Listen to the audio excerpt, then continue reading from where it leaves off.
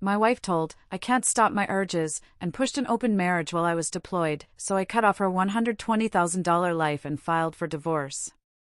My 38th birthday started like any other, filled with blueberry pancakes and a crayon-drawn card from my daughter.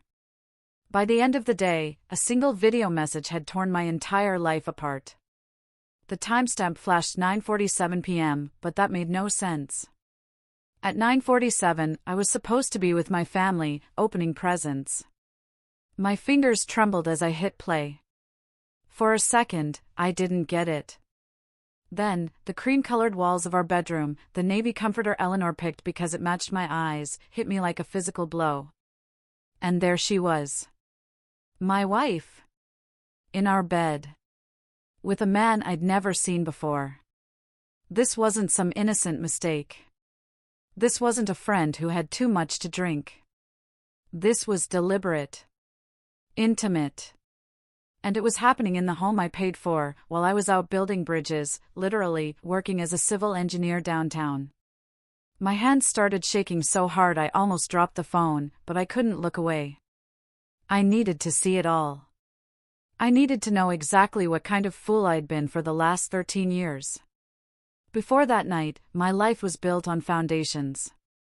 I'd spent my career designing structures meant to last forever, calculating stress points, building trust. Eleanor taught English at Beaconwood Prep, one of those private schools where parents pay extra for caring teachers. We met when I was 25, she 23. She wore a yellow sundress, laughed at my terrible jokes, and 6 months later, I proposed on the same bridge where we'd first connected. Chloe arrived 2 years after we married, and for a long time, everything just felt right. We had the suburban house, the good school district, Friday date nights. A daughter on the honor roll who played soccer. We had what everyone wanted. That morning, Eleanor had made me blueberry pancakes. Chloe had given me a hand-drawn card, happy birthday, Dad slightly misspelled, the kind of treasure you keep forever. Eleanor kissed my cheek, promised my favorite pot roast for dinner. I remembered driving to the construction site, feeling so lucky. I called my brother at lunch, told him life was good. Nothing. Absolutely nothing felt wrong. The video was shot with a hidden camera, probably one of those tiny wireless ones you can buy online. Whoever sent it wanted me to see everything. The angle was perfect, capturing the entire bed. I watched Eleanor touch this other man the way she used to touch me, back when we first married and couldn't keep our hands off each other. I watched her smile at him, that same smile she'd given me over pancakes just hours before. The video was 11 minutes long. I watched every single second. Not because I'm a masochist, but because I needed the anger. I needed the fuel for what was coming next. When it ended, I sat in my truck in the grocery store parking lot for 20 minutes. I'd stopped to grab a bottle of wine, something nice for that pot roast dinner. It was still there, sitting on the passenger seat. I thought about going home, smashing things. I thought about asking why. But then, my dad's voice echoed in my head. He once told me, when I was young and stupid and caught up in a college breakup, anger is a coin you can only spend once. Make sure you buy something worth having. So, I didn't go home. Not yet. I needed to think. I needed to plan. I needed to see how deep this went. I pulled up my banking app. Eleanor handled most of our household expenses. I'd never questioned it, why would I? We were married. A team. But now, everything looked different. Cash withdrawals I didn't recognize. 300 here, 200 there, always on the same day. Restaurant charges from places we'd never been. A hotel transaction from 2 months ago, when she supposedly was at a teacher's conference. The pattern was right there, screaming at me. I'd been too busy building other people's bridges to notice the cracks in my own foundation. I finally drove home around 11 p.m. The house was dark, save for the porch light Eleanor always left on. Through the kitchen window, I saw her loading the dishwasher, probably cleaning up from the birthday dinner I'd missed. Chloe was at the table doing homework. It looked so normal. So perfectly, completely normal. I watched them like a stranger, these two people I'd built my entire life around. And I felt nothing. Not anger anymore, not even sadness. Just this cold, clear understanding that everything I thought I knew was a lie. I was about to get out when Chloe looked up from her homework, said something to Eleanor, who nodded. Then my daughter walked out the back door, crossed the yard, and climbed into a car in the alley. I couldn't see the driver clearly, but I didn't need to. I knew exactly who it was. The same man from the video. What happened next changed everything. Chloe didn't just get in. She leaned over and hugged him. A real hug. The kind you give someone you know well, someone you trust. I watched her lips move. I couldn't hear, but I could read them perfectly. I wish you were my dad. 5 words. That's all it took. 5 words from my 12-year-old daughter. The betrayal wasn't just about Eleanor anymore. It was about both of them. My wife hadn't just cheated. She'd replaced me. She'd introduced our daughter to her lover, let Chloe believe this stranger was better than her actual father. She'd poisoned my own child against me while I was working 60-hour weeks to pay for private school tuition. The car pulled away. I watched the taillights vanish. Eleanor came out, looked around, then went back inside. She was smiling. Happy. Relieved. Like she'd just finished some difficult task and could finally relax. I didn't go inside. I drove to a hotel near the construction site, sat on the bed with my phone. I pulled up the contact for David Miller, a divorce attorney my brother had used. It was almost midnight, but I sent an email anyway. I need to see you first thing tomorrow. I have video evidence of infidelity. I need to move fast. Then I looked at old photos on my phone, pictures from Chloe's last birthday party. Eleanor had her arm around Chloe, both smiling. I'd taken that photo. I'd been there. I'd been part of that moment. And now I wondered how many other moments I'd missed while being the good husband, the reliable provider, the man who did everything right. That night, I made a promise. I was going to burn it all down. The marriage, the family, the perfect suburban life everyone envied. I would take everything she'd built with him and turn it to ash. And she would never see it coming. David Miller's office smelled like old leather and expensive coffee. He was the kind of lawyer who didn't waste time on sympathy. I showed him the video at 8:30 a.m. He watched it, nodded once, and said, "This is enough." Then he asked, "Do you know who he is?" I didn't. Not yet. But I was about to. And what I discovered was so much worse than just some random affair. The detective I hired, Thomas Green, had the video analysis done in 48 hours. Facial recognition, social media cross-referencing. The man in my bed wasn't a stranger. His name was Ryan Davies. He was Eleanor's first boyfriend from high school. They'd dated for 2 years. He was the guy she'd lost her virginity to, the one she'd cried over when they broke up. Her first love. Mentioned maybe twice in 13 years of marriage like it was ancient history that didn't matter. Except, it clearly still mattered. 6 months ago, Eleanor had gone to her 20th high school reunion. Apparently, they'd reconnected. Thomas showed me the evidence in a coffee shop. Photos, printed out, like something from a crime show. Eleanor and Ryan, holding hands at a restaurant. Checking into a hotel when she told me she was shopping with her sister. At a park, his arm around her. But the photos that turned my blood to ice were the ones with Chloe. My daughter eating ice cream with Ryan. Chloe and Ryan at a soccer field, him teaching her to kick. Chloe laughing in Ryan's living room. In every single photo, she looked happy, comfortable. Like she'd been doing this for months. How long has my daughter been seeing him? I asked. Thomas checked his notes. About 3 months. Eleanor had been taking Chloe to Ryan's house every couple of weeks, usually Saturday afternoons when I worked overtime. She told me it was a friend's house, or the library, or some school activity. I believed every word. Why wouldn't I? I was working extra hours for Chloe's college fund, being the responsible father. And while I did that, my wife introduced our daughter to her replacement dad. Thomas had traced Ryan's background, too. He owned a luxury car dealership. Divorced 5 years, no kids, no serious relationship since. His social media showed expensive cars, golf trips. He looked successful, stable. Probably told Eleanor everything she wanted to hear about how he'd never stopped thinking about her, how they were meant to be. The worst part was reading the text messages Thomas recovered from Eleanor's cloud backup. She'd been sloppy, using the same password for everything. The messages went back 5 months. They weren't just about hooking up.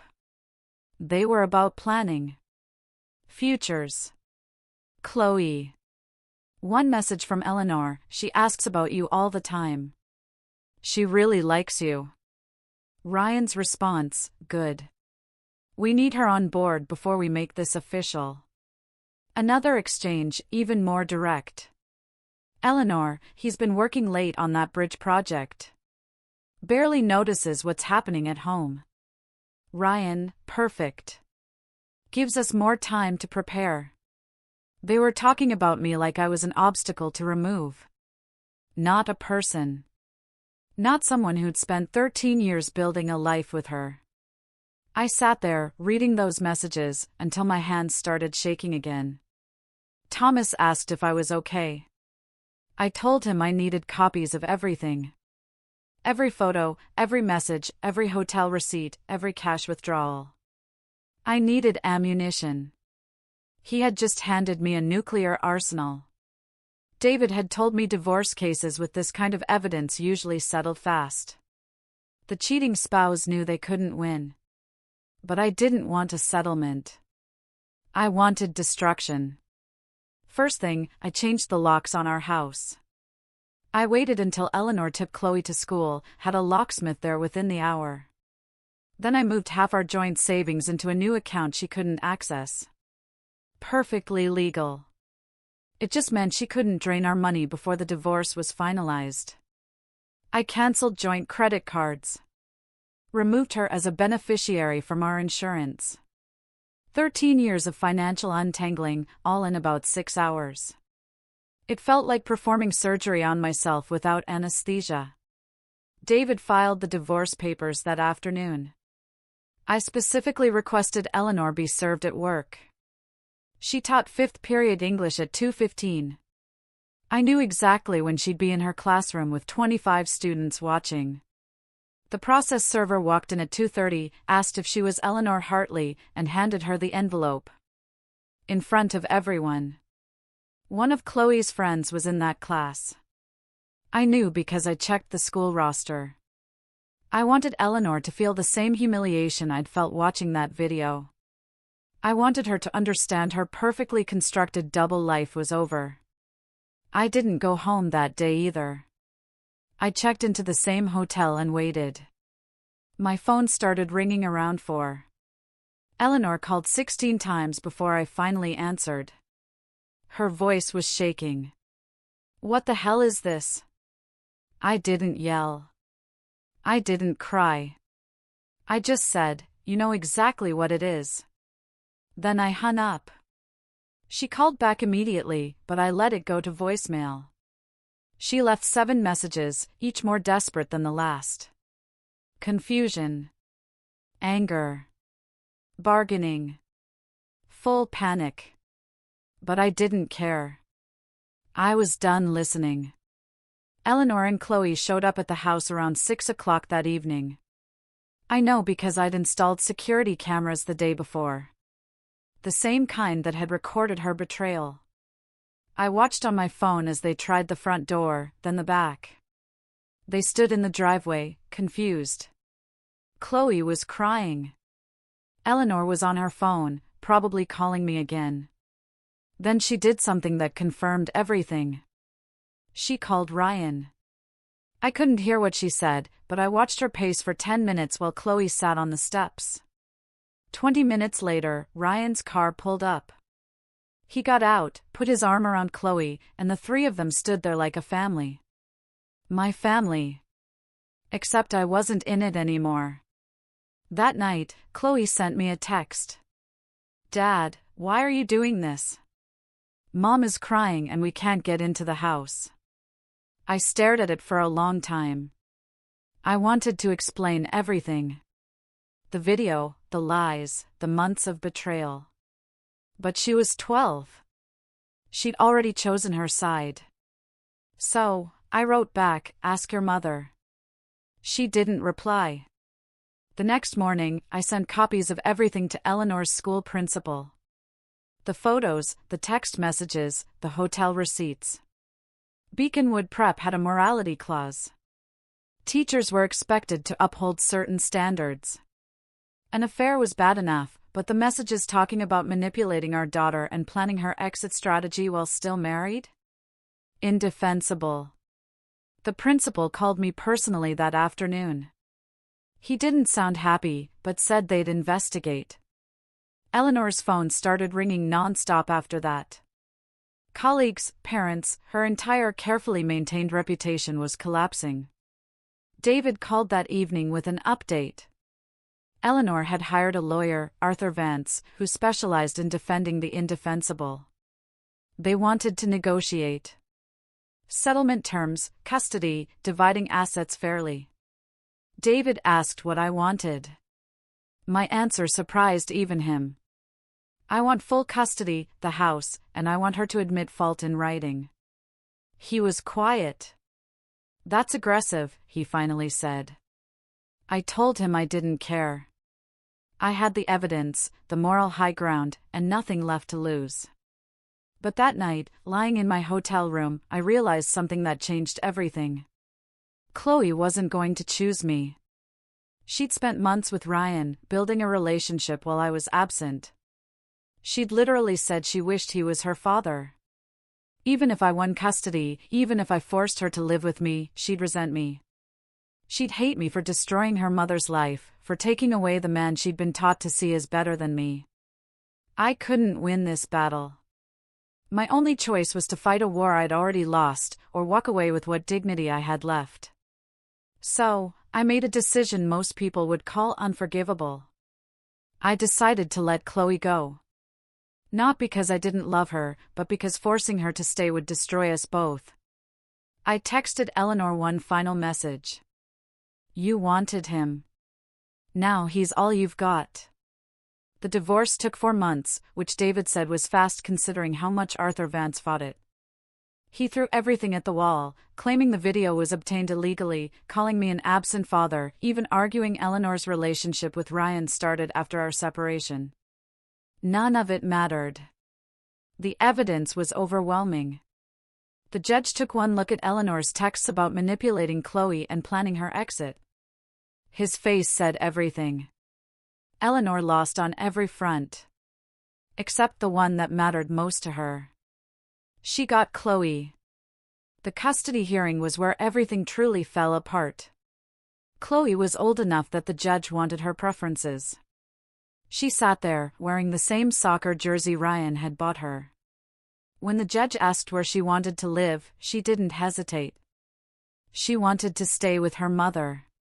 She said I was never home anyway. She said Ryan understood her better than I ever did. Then she looked right at me and said, he actually shows up. I watched my daughter testify against me like I was a stranger.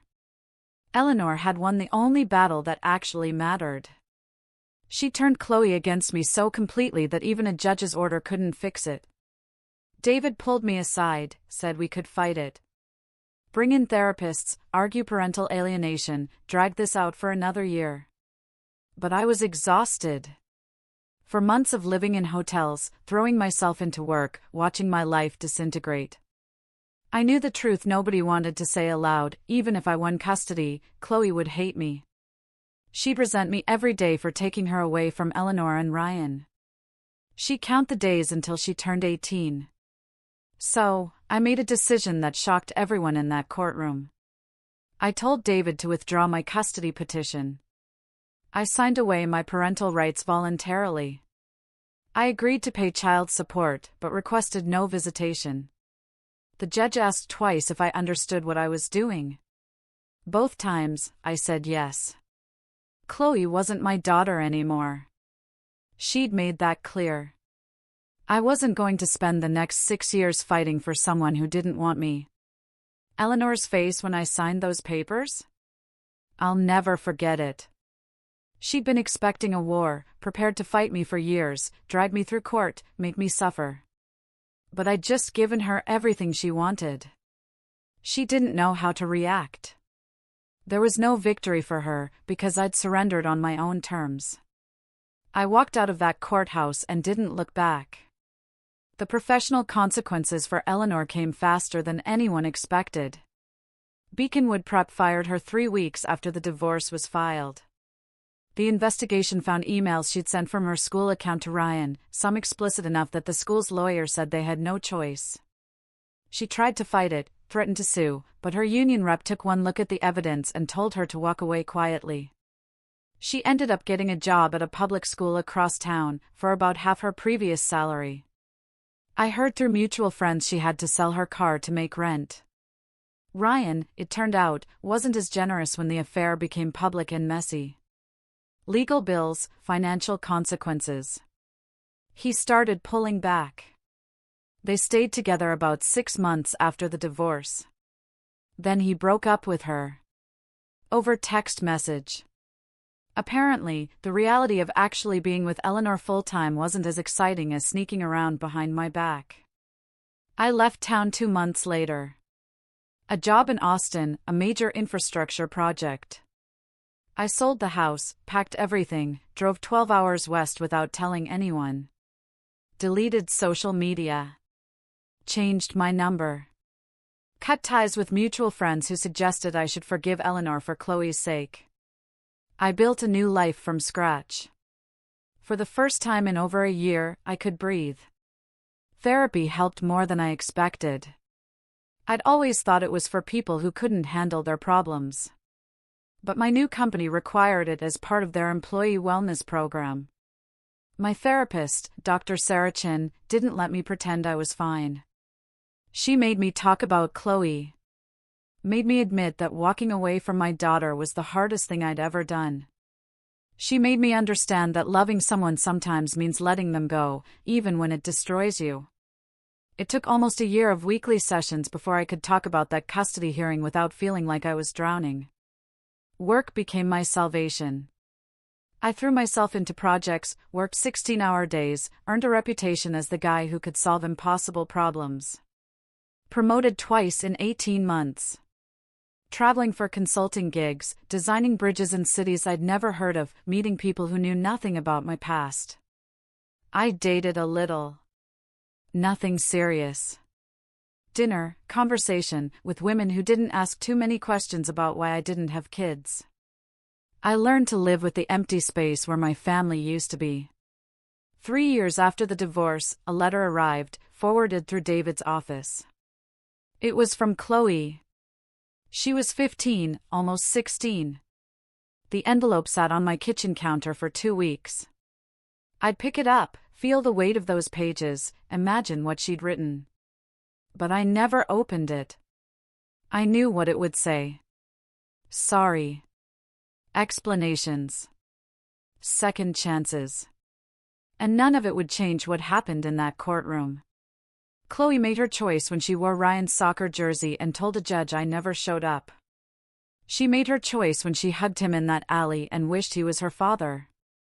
I made mine when I signed away my rights rather than force her to live with someone she didn't want. So, I wrote "Return to Sender" on the envelope and mailed it back to David's office with instructions not to forward anything else from her. Some bridges aren't meant to be rebuilt. 6 months after that letter, I met Sarah. An architect on the same project. Divorced. No kids. She understood what it meant to start over. We took things slow, dated a year before moving in, got engaged on a beach in Florida with nobody watching but the seagulls. She never pushed me to reconcile with Chloe. She never suggested family was more important than self-preservation. She just loved me exactly as I was, damaged parts and all. We got married in a small ceremony with 10 people. For the first time since my 38th birthday, I felt exactly where I was supposed to be. People ask sometimes if I regret walking away from Chloe. If I wonder what she's doing. If I ever think about reaching out. The honest answer is yes. Sometimes, I do. But I also remember sitting in my truck, watching my daughter hug another man and wish he was her father. I remember her testimony in that courtroom. I remember 3 years of silence before she decided she needed me again. And I know some relationships aren't worth saving, even when they're supposed to be sacred. Eleanor wanted to replace me, and she succeeded. Chloe wanted a different father, and I gave her that freedom. They both got exactly what they asked for. And I got my life back.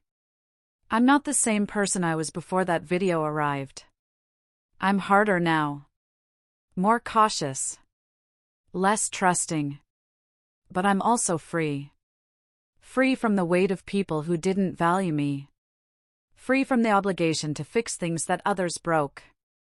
Free to build something new with someone who actually wants to be there. And that's worth more than any bridge I've ever designed. You decide which relationships deserve your foundation and which ones you leave as ruins in your past. Do you think I made the right decision?